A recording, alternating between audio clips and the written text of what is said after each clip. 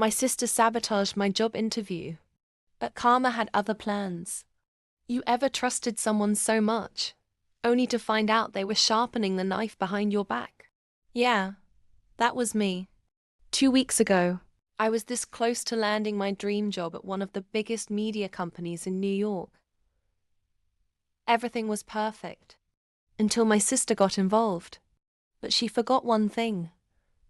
Karma never misses a shot. Growing up, my sister Madison was always the golden child. Blonde, bubbly, and with a smile that could melt steel if only her heart matched it. Me? I was the quiet one. The planner. The dreamer. When I got the interview at Vantage Media, I was over the moon. It wasn't just a job, it was the job. I told Madison about it over dinner, my heart practically dancing. She smiled, sipped her wine, and said, "That's amazing, sis. You totally deserve this." What I didn't know, she already applied for the same job behind my back. The day of the interview, I woke up to a disaster.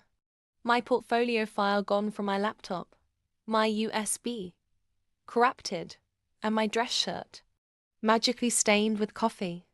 I panicked, but somehow I pulled through. I borrowed clothes, reprinted documents, and got to the interview late, but I got there, only to see Madison walking out of the same office I was meant to enter, with my portfolio in her hand. I froze.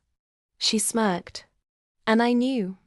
That night, I cried harder than I had in years. But after the tears dried, I made a decision. Madison wanted war. She just picked the wrong general. You see, Madison had a dirty little habit stealing other people's work and passing it off as hers. She'd done it in college, even at her last job. But she always got away with it. Not this time. I spent 3 sleepless nights collecting receipts, emails, text messages, old essays she borrowed, and screenshots of her copying my exact work into her Google Drive. I created an anonymous report and submitted it straight to Vantage Media's HR and the ethics board of her current employer. But that wasn't enough. I went nuclear. She had just posted on LinkedIn about finally getting her dream job. I used that as my cue. I crafted a blog post titled, "When Sisters Compete," a true story of betrayal in the job market. No names, just enough detail to draw blood. It went viral. HR departments started combing through her past applications. And 2 days later, she was fired. And I got a call back. Turns out the interviewer had flagged the duplicate portfolios. Once Madison was outed, they took another look at my resume. I start next Monday. Enjoy the silence, Madison. That's the sound of karma knocking. And she's got my heels on.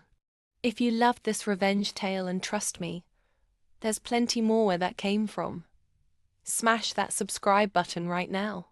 Join the crew for daily mind-blowing stories where karma always delivers, piping hot. Subscribe, like, and never turn your back on snakes and family photos. Till next time, stay dangerous.